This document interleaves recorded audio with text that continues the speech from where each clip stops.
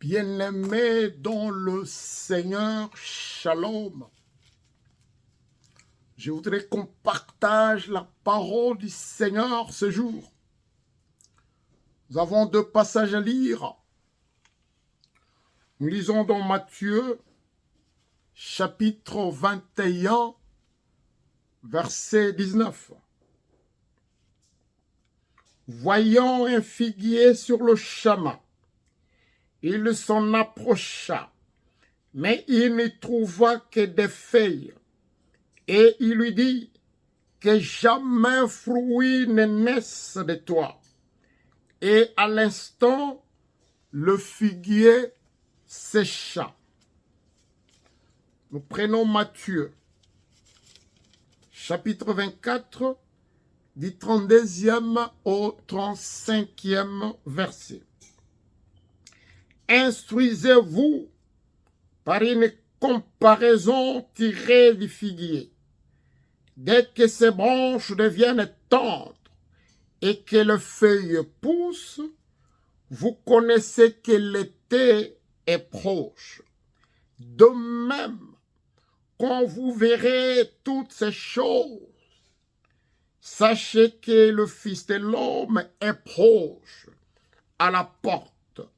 Je vous l'ai dit en vérité, cette génération ne passera point que tout cela n'arrive. Les ciels et la terre passeront, mais mes paroles ne passeront point. Nous avons un sujet que nous voulons partager ce jour. Le figuier desséché. Le figuier desséché.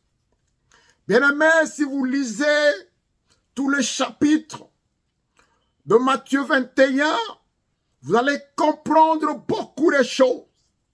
Quand Jésus est entré à Jérusalem, les gens chantaient Hosanna, Hosanna à sa gloire. La Bible dit, même les enfants chantaient Hosanna. Mais les principaux sacrificateurs étaient mécontents. Ceux qui normalement devraient être à la première ligne, ils étaient mécontents. La Bible dit, ils étaient indignés d'attendre qu'on chantait à la gloire de Jésus-Christ. Après tout ceci, Jésus est sorti de la ville. Il s'est rendu à Bethanie. Et de là, il passa la nuit. Le lendemain matin, il retourna à Jérusalem. Mais à mi-chemin, il eut faim. La Bible dit, il eut faim. Et de l'autre côté, il a vu le figuier. Il s'en approcha, pensant qu'il pourra trouver quelque chose. Mais il n'y avait rien. Et Jésus dit que jamais fruit naisse de toi. Et après ces paroles, le figuier était séché. Après cette parole, on a affaire à un figuier desséché. Et nous allons comprendre une chose. Si nous lisons Ézéchiel, chapitre 37, du 1er au 11e verset, on parle des ossements desséchés. On parle d'ossements desséchés. Et Ézéchiel était appelé à prophétiser sur ces ossements desséchés. Et ces ossements ont repris la vie. Et la Bible dit, ces ossements, c'est la maison d'Israël. Et si vous revenez ici à Matthieu, le figuier desséché là, ce n'est pas l'arbre. Parce qu'Israël a rejeté son roi. Israël a rejeté son chef. Israël a rejeté son Seigneur. Israël a rejeté son Dieu créateur. Et le figuier était séché. Et vous allez comprendre, bien-aimés, en l'an 70, les Romains ont eu à détruire le temple, le deuxième temple de Salomon. Et les Israéliens étaient déportés au travers les mondes. Et vous allez comprendre, on parle de figuier desséché, on parle des ossements desséchés. En 1941, cette prophétie s'était accomplie. Où pendant la Shoah, où plus de 6 millions de morts du peuple juif étaient tués par Hitler. Plus de 6 millions ont perdu la vie. Et nous allons comprendre une chose. La Bible dit, comme nous venons de le lire dans Matthieu 24, et que si vous voyez maintenant les branches devenir tendres et les feuilles commencer à pousser, sachez que l'été est proche. En 1948, bien-aimés, Israël est devenu État. Le peuple qui était déporté au travers les mondes, ce peuple est devenu membre d'un État, citoyen d'un État. Et là, nous comprenons, c'est la réalisation de ce qui est écrit dans Matthieu. Si vous voyez les branches commencer à devenir tendres et le feuilles commencer à pousser, sachez que l'été est proche. Et nous allons comprendre, bien-aimés, la Bible dit ceci. Quand vous voyez toutes ces choses, sachez que l'été est proche. De même, quand vous verrez toutes ces choses, sachez que le Fils de l'homme est proche. Verset 33. Le Fils de l'homme est proche à la porte. Quand vous voyez ces choses, ce n'est plus à dire qu'il vient bientôt. Mais il est proche, la Bible dit, à la porte. Jésus ajoute ceci. Cette génération ne passera pas. Cette génération qui va voir la branche commencer à devenir tendre. Cette génération qui va voir les feuilles commencer à pousser ne passera pas. Et la Bible ajoute que le ciel et la terre passeront, mais mes paroles ne passeront point. Et si nous partons en Genèse, chapitre 6, verset 3, Dieu a réduit l'âge de l'homme à 120 ans.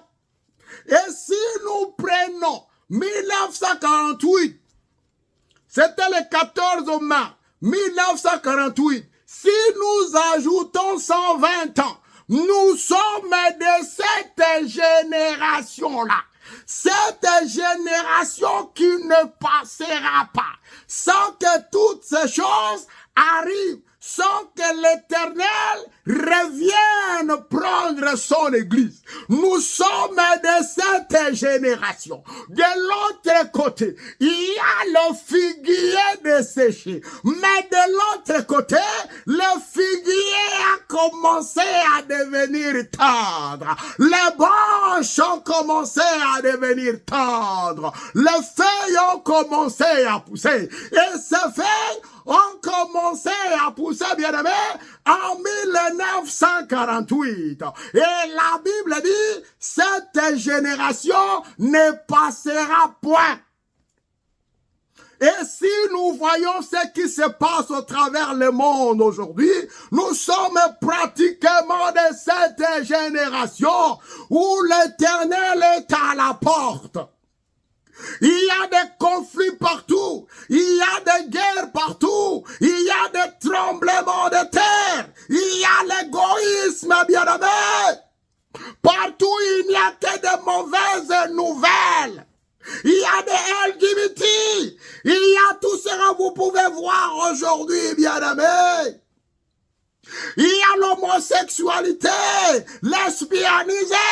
Quelqu'un peut changer son sexe comme il veut. Demain, il peut devenir l'homme. L'autre jour-là, il devient une femme. Nous sommes de cette génération-là.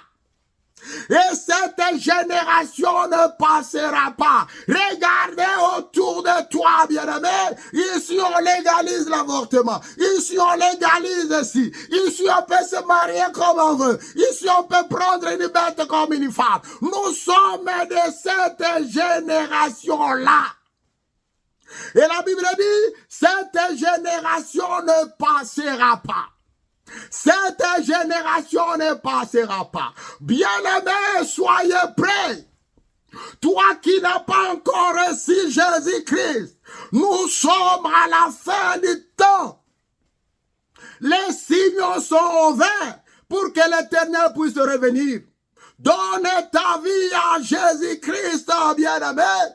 Donne ta vie à Jésus-Christ. C'est encore le temps de la grâce. Le temps que tu puisses entrer dans l'arche. C'est le moment que nous devons entrer dans l'arche. Dans l'arche de Noé. Parce que bientôt, bien-aimé, il reviendra prendre son église. Jésus reviendra prendre son église. Toi qui es là, bien-aimé, tu es rétrogradé. Redeviens, bien-aimé. Reviens au bon sens. Ne te laisse pas être perdu par le plaisir de ce monde, bien-aimé. Reviens au bon sens.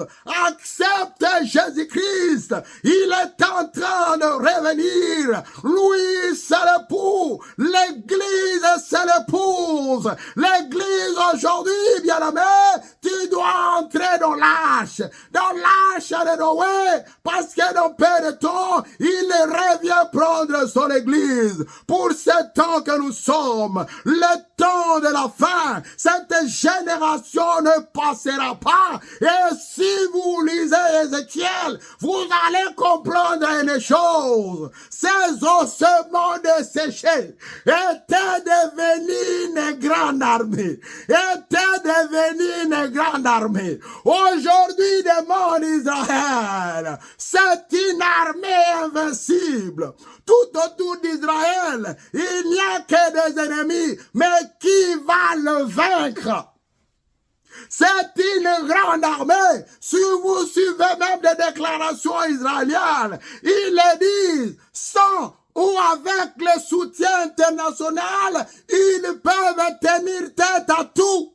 Et c'est l'accomplissement d'Ézéchiel qui avait dit que ça serait une plus grande armée, une armée nombreuse. Nous sommes au temps, bien-aimé, de l'accomplissement de la parole, le temps de la fin, le temps où le figuier a commencé à pousser, le temps où les feuilles ont commencé à pousser, où les branches sont déjà tendres. Bien-aimés dans le Seigneur, revenons. Profitons pour ce temps, le temps de la grâce, d'entrer dans l'arche, d'accepter le Seigneur Jésus-Christ pour que toi et moi, nous puissions être sauvés. Si tu traînes encore, ce Christ c'est pour toi, cet appel c'est pour toi, cette parole c'est pour toi, afin que tu puisses comprendre qu'il est temps de donner ta vie au Seigneur et de vivre dans la sanctification. Que l'Éternel vous bénisse. Amen.